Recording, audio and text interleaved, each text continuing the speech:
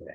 So, as I started to say, I just want to highlight a few methodological assumptions in terms of my own approach to Torah, very, very briefly. So I want to start by saying that I take the assumption that the Torah is sacred, it's holy, it has its source in the divine, but that it reflects human understandings of the world. I don't think that the entire Torah was dictated to Moses on Mount Sinai. In fact, I think the Torah testifies itself to the fact that that's not true. And it does it in a couple of ways. There are, for example, there's a very famous passage in the book of Genesis where there's a kind of aside by the narrator of the Torah who says the Canaanites were at that time in the land. Well, if we indeed were talking about something that is being dictated to Moses on Mount Sinai, well, that the Canaanites were in the land at that time when Moses is standing on Mount Sinai. So this very odd statement that, oh, back then the Canaanites were in the land makes no sense. It only makes sense if, in fact, that passage at least comes later. It's not recited to Moses on Mount Sinai. That's just one example. Very famously about that passage, the Torah commentator Ibn Ezra says, medieval Torah commentator says, this is a great secret, hamevin yavin. He who understands, understands. Implying, in fact, that it's almost heretical to suggest anything else, but this is a problem. So the first thing is, though, I make the assumption that this is holy, that it is divinely inspired, that every word is important and is pregnant with meaning. So this distinction is also often referred to as the difference between Torah Sinai, Torah from Sinai, and Torah min hashamayim, Torah from heaven. Right. So I take the position not Torah Sinai, but Torah from heaven.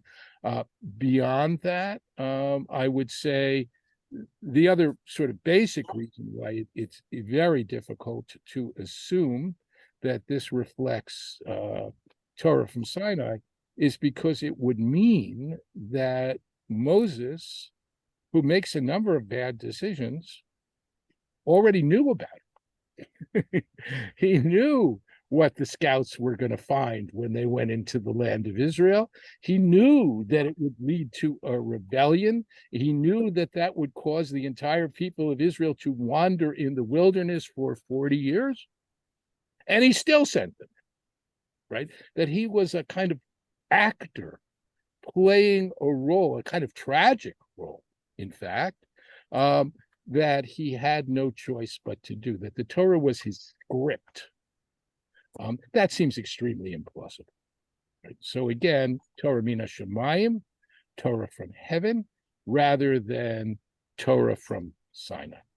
The second thing is that I believe that the Torah speaks in the language of people, though it is sacred, and it is addressed to a particular people, to the Jewish people at a particular time. And that time, is ancient, and the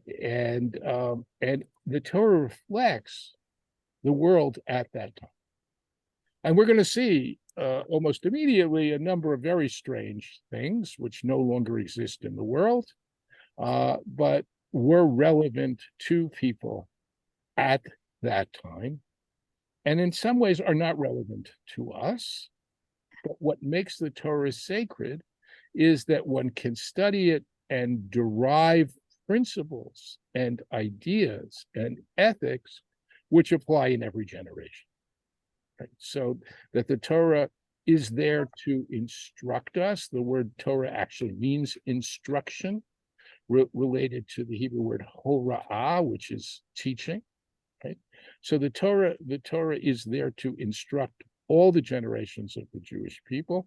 And it's our job to dig out the inherent meaning and to apply it in our time. And we do this through a process of, commentaries, which go really back to the early days of the Jewish people, and continue to pace to our own time. Now, in general, you might think that the earliest commentaries on the Torah, those that are closest to the Torah, would be the most authoritative, right? That was a reasonable assumption. Think about a game of telephone, right? Oh, as the further you get from the source, the more you might say that it's become garbled. It's not as well understood. And you might think that, and in fact, there is a classic rabbinic expression, which is nitkatnu hadorot, that the generations are shrinking, that the greatest generations are behind us, and that we, if they were giants, we are midgets, right? And therefore, their understanding is more profound than ours. And we have to assume that the earlier generations' analysis of Torah is better than what we could do. I don't think that's true. In fact, we know much more than earlier generations, largely because of the findings of archaeology. We know what the world was like much more in the time of Abraham or Moses, or take your pick, than medieval commentaries did. They simply didn't know. They had no way of knowing. So we have information, we have other texts that go back to antiquity, and some of those texts are very useful trying to get to the simple meaning of the Torah text in front of us. One way of describing this point of view is that, yes, they were giants, and yes, we are midgets, but we are midgets standing on the shoulders of giants. Therefore, even taller than they are. Okay. So the last sort of aspect of the approach that I take to Torah that I think is worth mentioning is that the Torah is a literary document. Less important in studying the book of Deuteronomy, but nonetheless there. And so if you read the Torah as literature, then there are certain stylistic things that are worth taking note of. Sometimes it has to do with language and the flavor of language. Sometimes it has to do with structure. This is obvious when we talk about biblical poetry, right? Biblical poetry is obviously literature and should be analyzed according to poetic traditions. But even prose. I would give you one quick example. Korach, which is in the story of Korach, who rebels against Moses, is in the book of Numbers. And it starts, Kach Korach ben Kahat. And just listen to it. The Kach Korach ben Kahat, which means Korach, the son of Kahat, took, and not clear what he took, but it seems like he took men and came against Moses, right? So there's a certain literary quality to it. We have alliteration there. And sometimes the Torah as literature is worth conceiving. Now, the final thing I'll say about all this is the approach that I generally don't take. And it's an approach I don't take not because I think it's incorrect, but rather because I think it's not particularly illuminating, though at times it can be. And that is what's called the documentary hypothesis. The documentary hypothesis assumes that the Torah is a composite of different documents created at different points in Jewish history, at least 4 strands of them that were woven together by an editor known as the redactor, among those who talk about the documentary hypothesis. And therefore, when we look at things that seem to be contradictory in the Torah, we can simply say, well, they come from different documents. And though the redactor tried to harmonize them, the truth is that, they were sacred texts to the redactor, and he wasn't going to throw them out. So to give you one classic example of how the documentary hypothesis is used to solve contradictions, if you look at the book of Genesis, look at chapter 1 and look at chapter 2. They contradict. According to Genesis chapter 1, God creates the world, and then at the end of creation, after the sun, the moon, the stars, the waters, the animals, the last thing that he does is to create human beings, male and female, seemingly simultaneously, right? Both in the image of God. Chapter 2, God creates the world and then creates human beings, or a human, not human beings, Adam, right? Taken from Adamah, meaning earth, an earthling, if you will. God creates an earthling, puts him in the garden to take care of it, preserve it. And then God says it's not good. Human beings shouldn't be alone. All right. Therefore, he needs companionship. So what does God do in chapter 2? Creates the animals. Not enough. It doesn't work. So then God has to engage in some surgery, right? Takes one of Adam's ribs, forms it into a human being, and Adam says, Zot hapam, this time, now, finally, this one, flesh of my flesh and bone of my bone, right? This is the fitting companion, and this, of course, is what we know as Eve. So, chapter 1, first the animals, then humans. Chapter 2, male, Adam, animals, then female, Eve. How do we deal with this conflict? One way to deal with it is simply to say, hey, 2 different sources. And that is easy, solves the problem, we're done. The other is to say, well, maybe each of these things has something to teach us.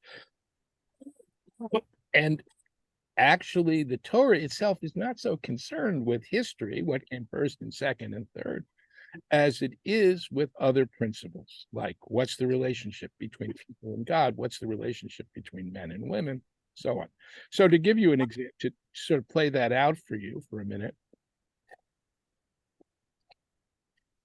the Torah in chapter 1 says men and women are absolutely equal, both created in the image of God, finished.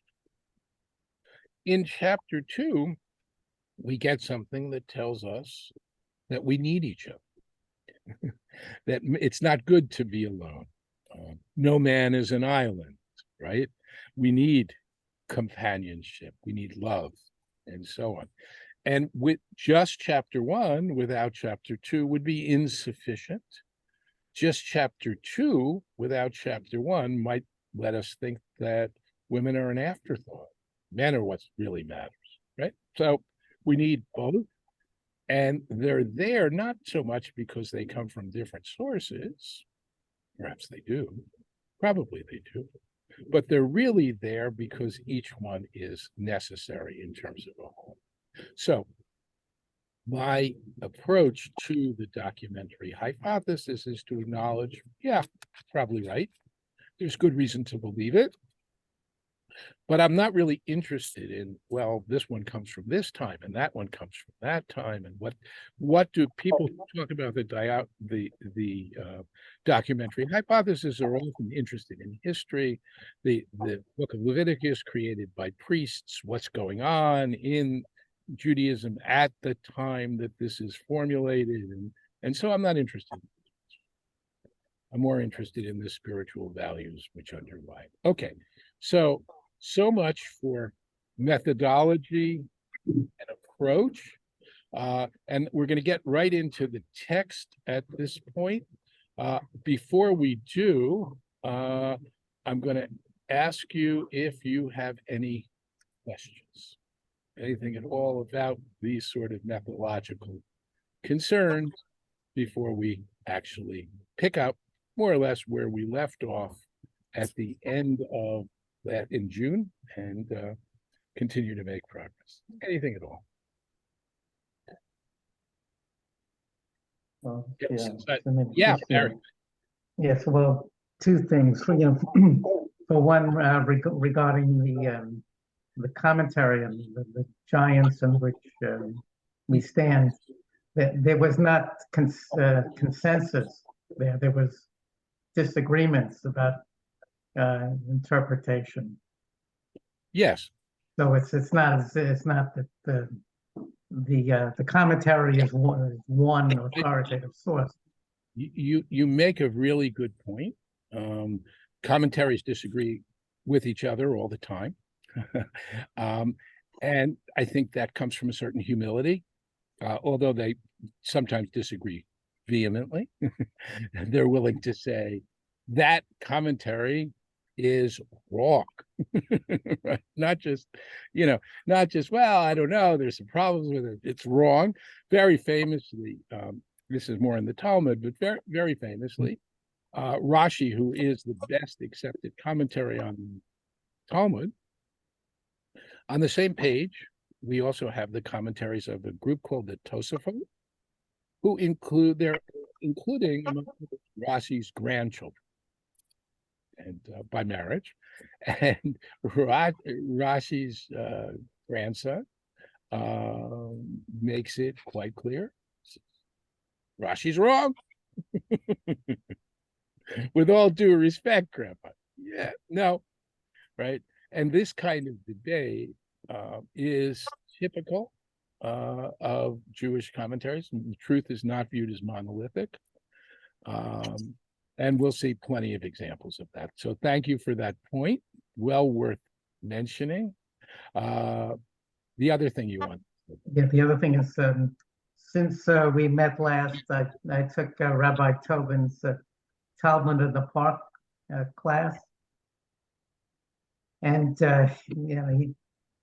he emphasized that the Judaism today is very, very much Judaism of the Talmud, which yes, is built on the Mishnah, and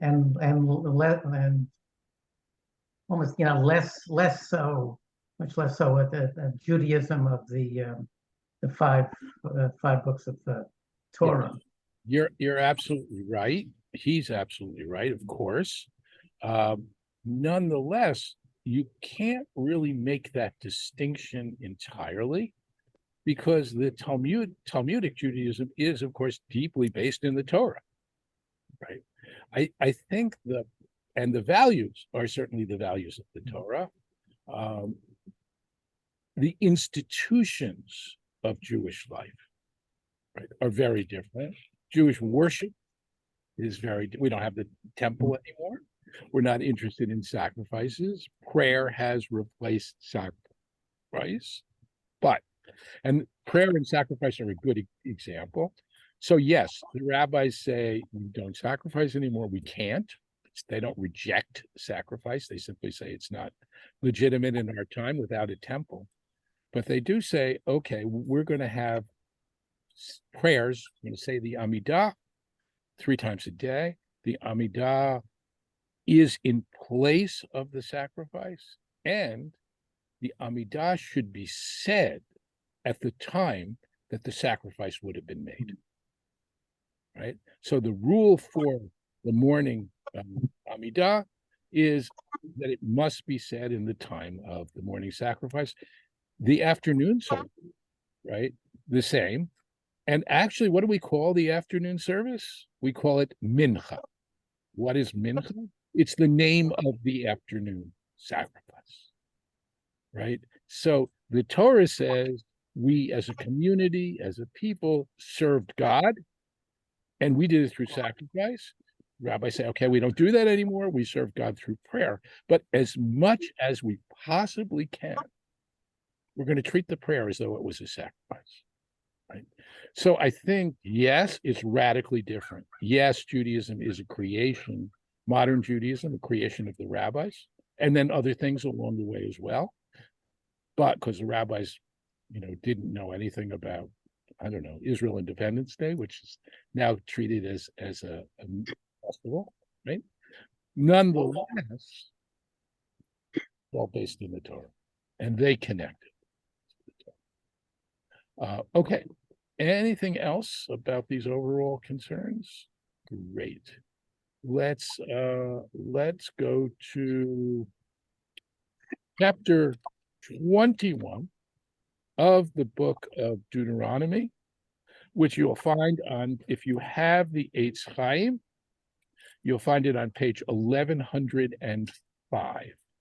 1105.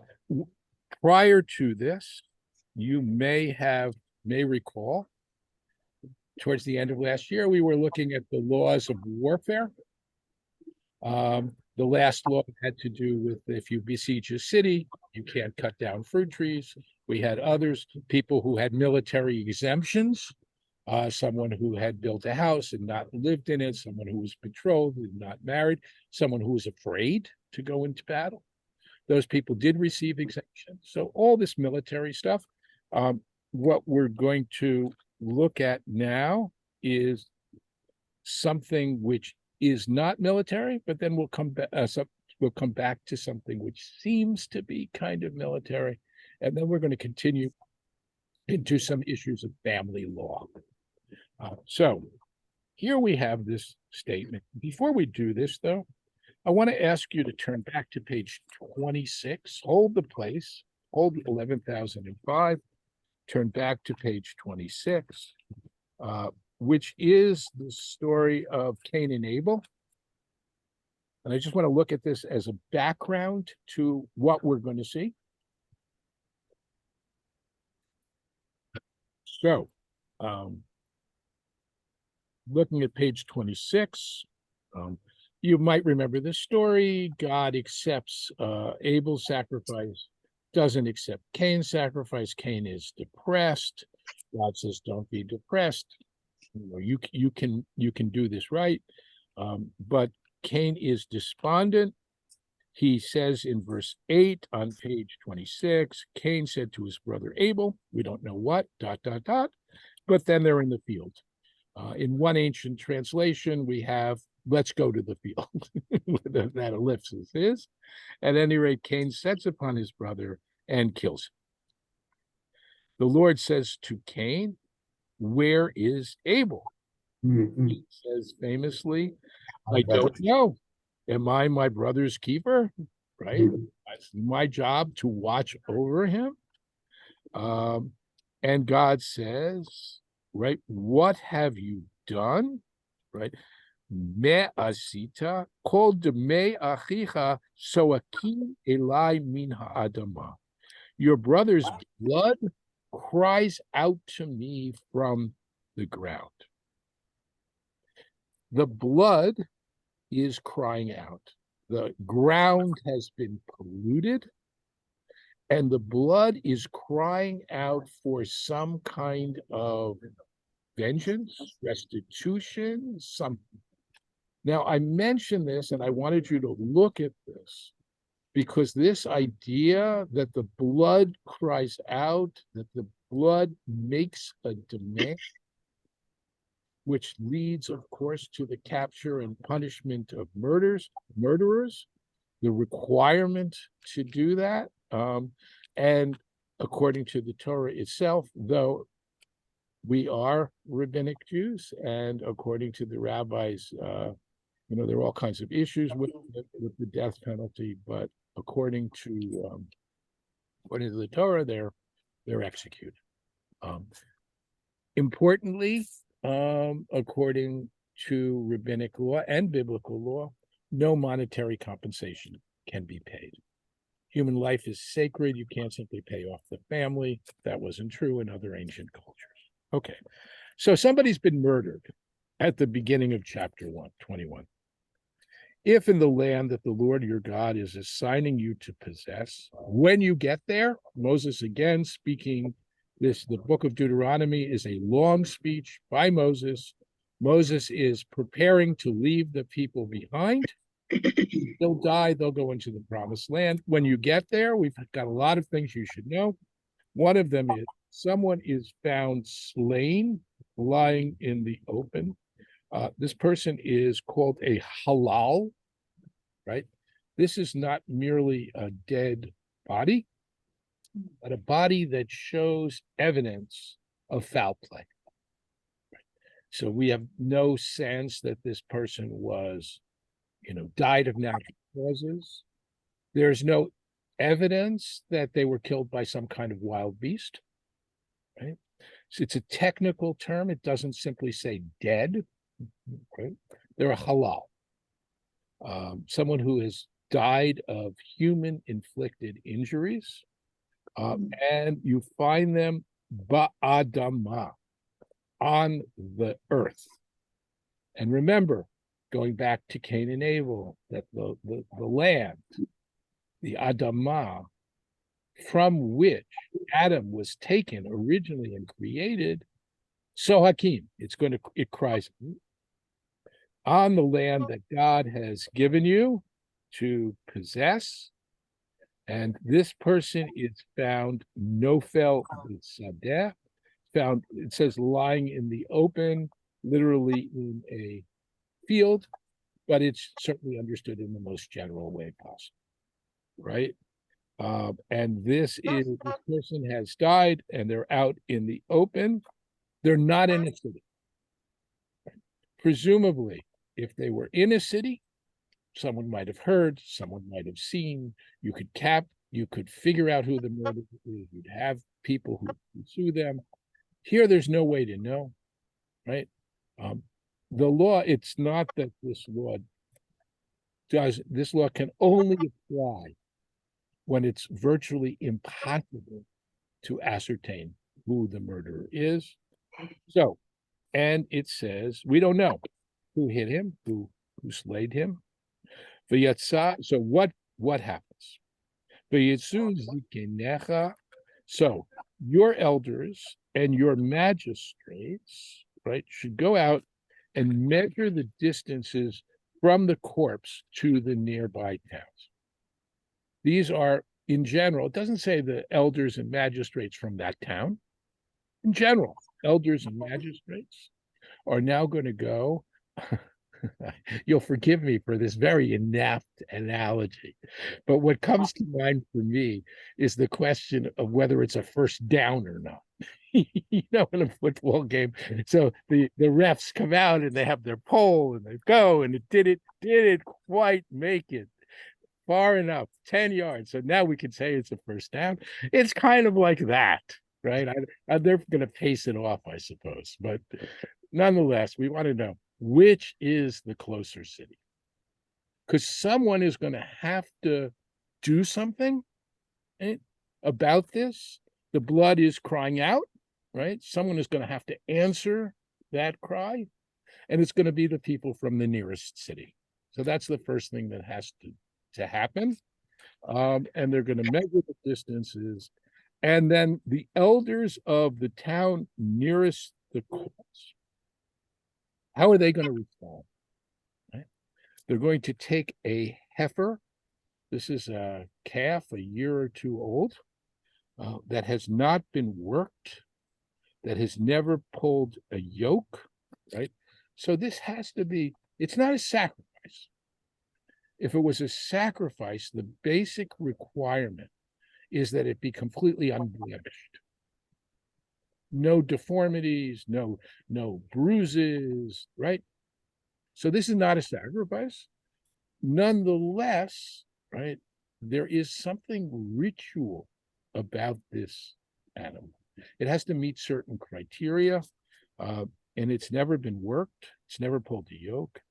And the elders of that town bring the heifer to a vadi, right? Vadi is a riverbed. Now, this says ever flowing vadi. The word is not nahal etan in Hebrew, strong nahal, right? That people, the word etan still used as a man's name. That's right, etan, Ethan in English, right? That means strong, powerful. So the translation here, ever flowing, right? So it doesn't dry up. Um, and it's certainly one possible explanation. There is another one suggested by Robert Alter in his translation, and that is powerful becomes strong. And in other words, it doesn't have to be flowing all this. It could be a dry riverbed, but when it floods, it washes through. It's extremely powerful. And one of the reasons why, and not just Alter, but others suggest this is there aren't so many vadis in the land of Israel that where the water goes all the time, right? So if the elders have to take this heifer and go find such a vadi, it's going to be hard to find, and they may have to travel a great deal. Whereas if it's something which just has a powerful stream which runs through it when it floods, when the rains come, well, then what's going to happen? Nothing's going to grow there and that, as you see, which is neither tilled nor sown, right, seems to be the requirement. It's a desolate place. Um, why does the expiation for the death of a human being found out in the wilderness where the murderer can't be found? Why do we have these specific rules? Why does the calf have to be taken there? Its neck is going to be broken. Why does that matter? And the answer is, who knows? This is one of the things that the rabbis, in their looking at this, simply say it's a hoax. It's a law for which it's really hard to say what the reason is, if possible at all. You probably may know two other examples. One is the calf, the para adamah, the red cow, which the ashes of which can be used to purify someone who has had contact with the dead, so they can go and make a sacrifice, which you can't do if you've had that contact and you're ritually impure, right? Why that? Why a red heifer? Why do these ashes work that way? In fact, you sprinkle them on someone, they become pure, but the person who sprinkled them becomes impure. It's very bizarre, but why? So it's a law. It's a hoax. Another one, much more relevant because we're only looking back at right, is the scapegoat. Why is it that high priest on Yom Kippur could confess the sins on a goat, and the goat goes off wherever the goat goes, right? Yeah, it's a hoax. I want to mention, underlying this idea, there are only a few. In other words, as from the position of one of you of the rabbis, there's a reason for just about everything in the Torah. It's not mysterious. It's not hocus pocus, right? We can understand. Right? So even though we have things like this, the exceptions that prove the rule. And I think that's important, that as a kind of approach to Jewish law and to Jewish ritual, it's important to most of it. You can see. Now, is it impossible to find an explanation? At least Maimonides didn't think so. Maimonides has an attempt to rationalize this particular ceremony. I don't remember what it is, and I didn't bother to look it up. But Saul, do you know or have a comment? Using the Hertz, it says, according to Maimonides, the object of this rite was to assist in the discovery of the murderer by the publicity attending the performance. Yes, okay, but still, why these things? Good question. Having some kind of ritual, right? Very, very public, and we're going to see who's involved, right? Still, Sandy. So I have two questions. One is, so these laws are from God, is that right? Moses is just saying what God, they're not Moses' thoughts, they're God. Is that right? That's the assumption, yes. And second, I'm not so disturbed by what it means or why it is, but why would an innocent animal, to me, it's like so grotesque, so gruesome. Why would an animal have to be killed for? I mean, I know it's throughout. There's all these animal sacrifice and everything, but here it just seems brutal. So you can say that, but you could also say, why in the world does anyone eat meat? I agree. Right? I mean, I don't eat meat. The Torah sees the eating of meat and the sacrificing of animals largely as a concession to human nature. In this case, it seems like death it calls out for some kind of recompense. And we do have this sense in the Torah of life for life, right? You're not going to go kill an innocent person, but animal life is simply not valued on the same level as human life. That's just the Torah's point of view. One can point to the opening chapters of Genesis where people are not permitted to eat meat. You could maintain that it's a kind of ideal. And the Torah is certainly very concerned with animals not being treated cruelly. Again and again, we are told, even emotional cruelty, right? Chase away the mother bird before you take the feathers or the eggs from the nest, right? There is a sense in which, we have a whole idea in Judaism, tsar balecha, causing pain, unnecessary pain to living things. Nonetheless, right, the Torah does not reflect some kind of ideal in that sense. It doesn't see animal life as an ultimate value. Like it, don't like it. That's certainly the point of view of the Torah. Okay, so you're going to take this heifer, bring it down to this vadi. They'll break the heifer's neck. So why not just kill it? Why break its neck? I think part of what's being emphasized here is this is not a sacrifice. It's not a ritual sacrifice like would have been done in the temple, where you couldn't kill an animal that way. It would make it unfit, right? Just as this one could have a blemish, right? So what we're not talking about is sacrifice, but we are talking about some ritual of expiation.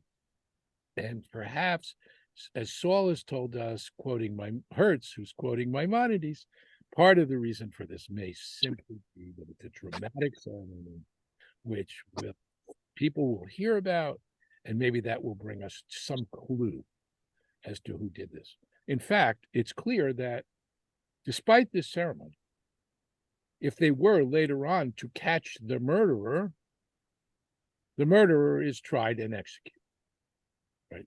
So on the one hand, this, clears the people of the town, but on the other hand, right, it doesn't mean that we let murder go.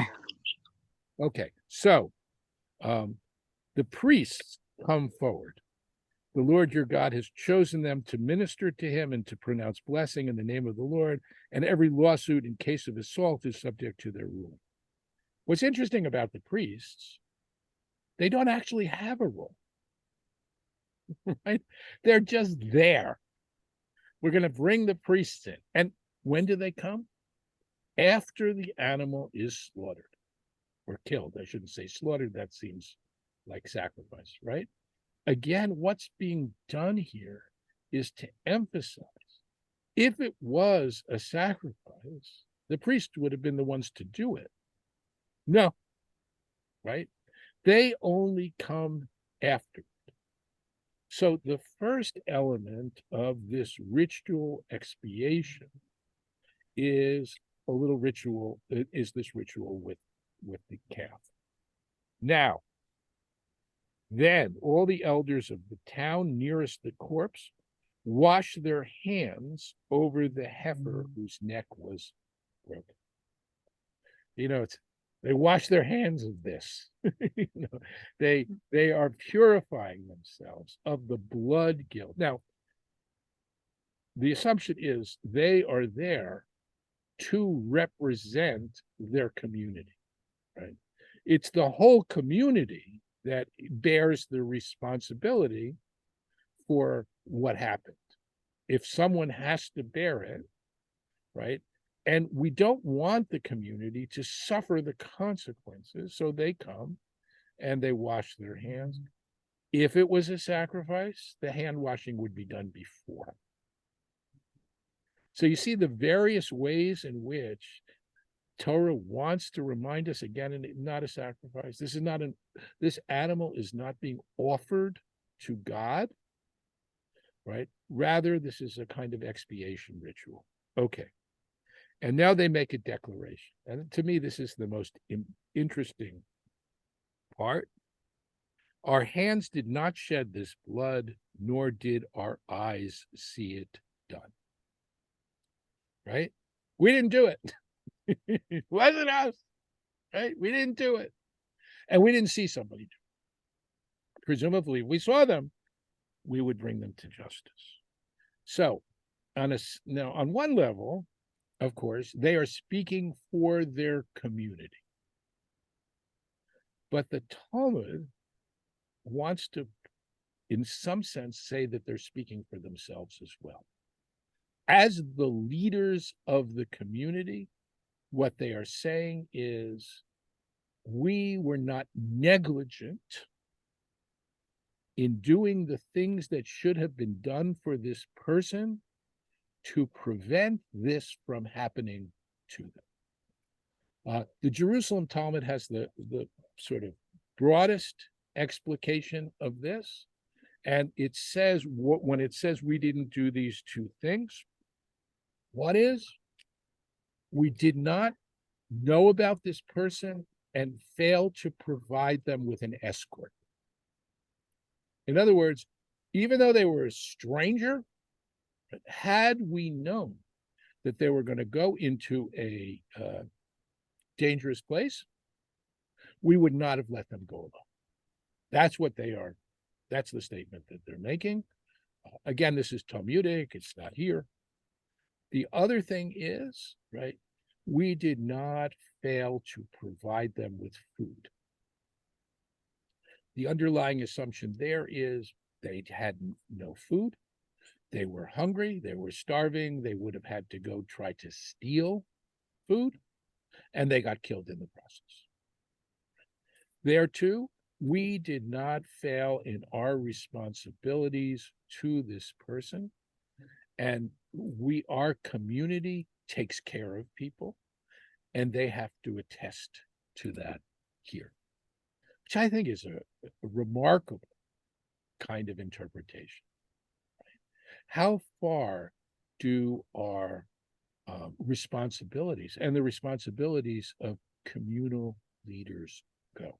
And I just want to say, if you think about the world today, a world in which in our cities, children sometimes are malnourished and even face starvation, a world in which people can sleep on the streets in large numbers and fall prey to terrible things happening to them, right? the leaders here, according to the Jerusalem Talmud, have to say that was our responsibility, and we didn't fail. We have to attest to that. So I think the Talmud here really quite dramatically laying a great deal of responsibility on the elders of the community for the standards of the community, and demanding that people within that community are protected. And now they pray. And this prayer by the elders seems to be the most important part of this. Absolve, O Lord, your people Israel, who you redeemed. Do not let guilt for the blood of the innocent remain among your people Israel. And as a result, they will be absolved of blood guilt. Thus you will remove from your midst guilt for the blood of the innocent, for you will be doing what is right in the sight of the Lord. That's what Moses is telling the people. Do these things, right? This series of things, the heifer in its place, the statement, the washing of the hands, the declaration, we didn't shed this blood, and the prayer. All of this is there to expiate the sin that would otherwise fall on the community, and now they can feel that they are innocent, though they continue to have the obligation, if possible, to find the murderer. Any questions about this very brief passage that we've now looked at in a remarkable amount of detail? Anything at all? Yeah, Saul. I just prefer that word kaper, which happens to be forgive in the Hertz. It's a much better translation, kaper.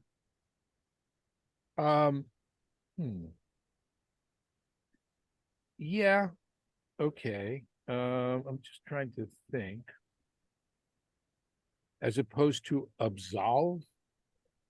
It's a synonym, I guess, but Yeah, it is a synonym. What do you think that the distinction is?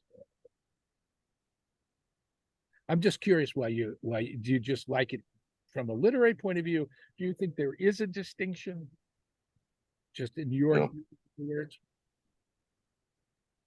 I was thinking about Yom Kippur, v'chaper kol ha'am Yisrael. Yes. I think that's, I don't know if I said it the right way, but Yeah, no. you're talking about the community, and we pray as a community on Yom Kippur. Yeah, no, and on Yom Kippur, I mean, just to take it a step further, right? On Yom Kippur, we're also talking about rituals which will lead to forgiveness. I mean, if you think about it, I mean, at least in the time of the Torah is reflecting, right? We have the ritual of sending the goat away. We have the declaration made by the priest, first for themselves and their families, and then the whole community, right? It looks a little like this, and you're quite right. The word kapara, right, is also used,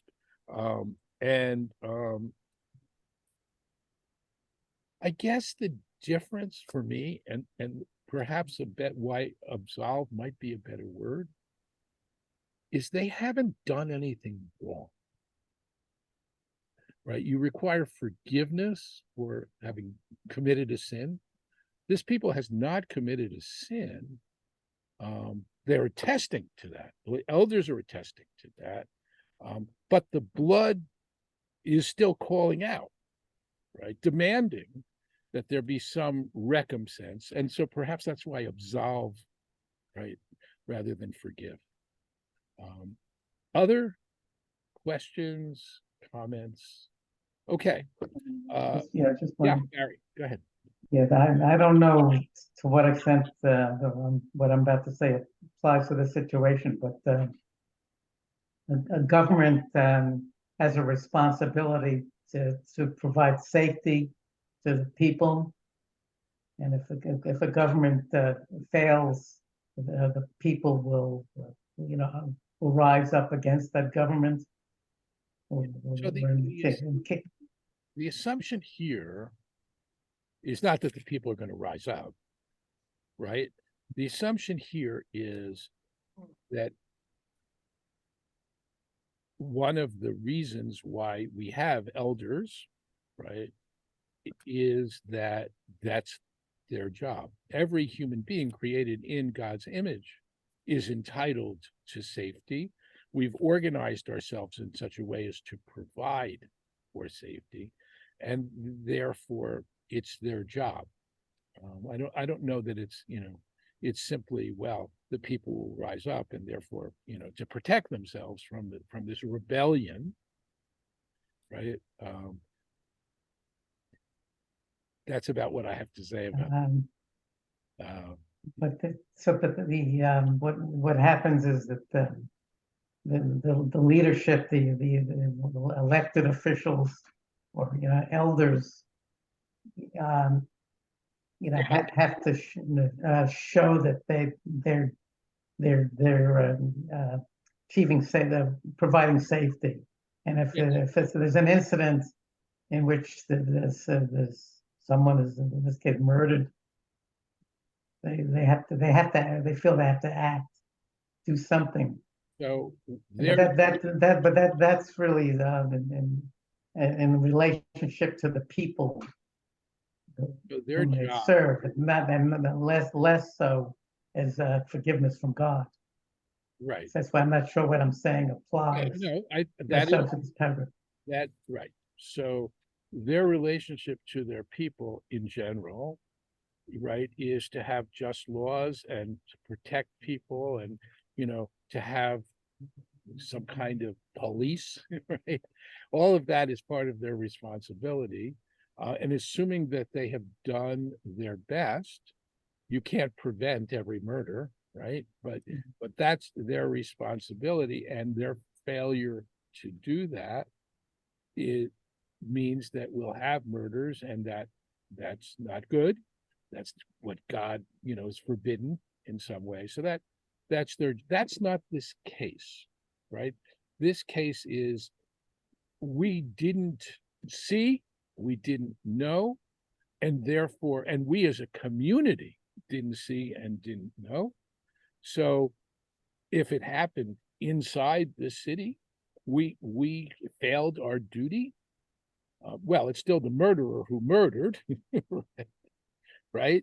So it's not that we're going to be executed, but we are culpable in some ways. That seems to be the assumption.